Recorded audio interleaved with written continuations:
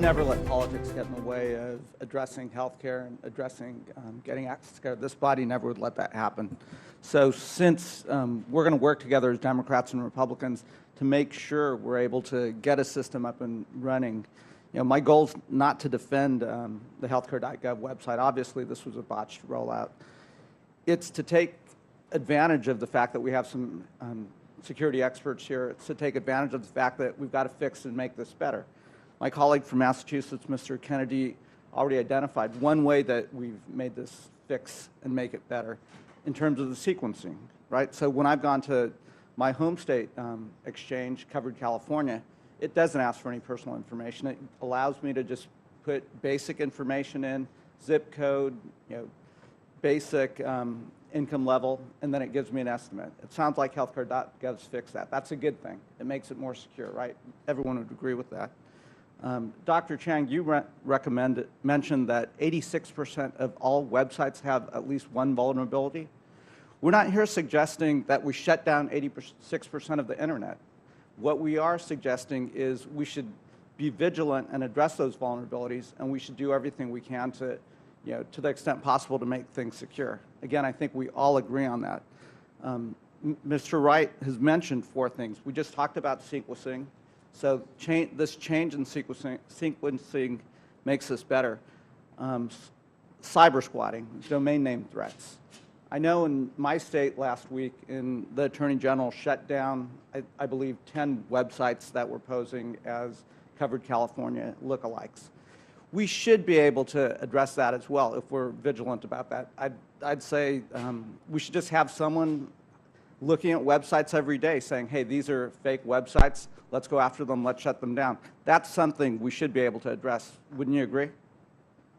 So, I think you can definitely address a lot of those issues from identifying what sites are trying to impersonate as the website itself. There's definitely proactive steps that you can take to minimize the risk to the website itself. So absolutely. So all of you would recommend that that's something worth doing. So absolutely. We should make that recommendation and get on that right away and make sure that no one's going to a fake website that looks like Healthcare.gov and putting information in.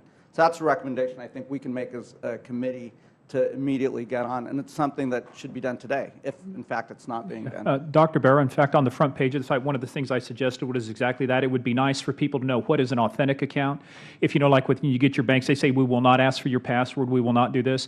Just getting information like that from the government itself saying, these are things we do and these are things we do not do and these are not authorized sites, or here's the only sites that count, would actually go a long way to preventing that fraud. So we could certainly make that recommendation.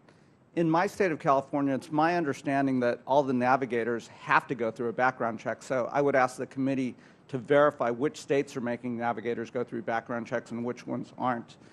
It's my understanding that because of the government shutdown, part of our challenge in California is that there's a backlog of navigators going, at the Justice Department going through their background check.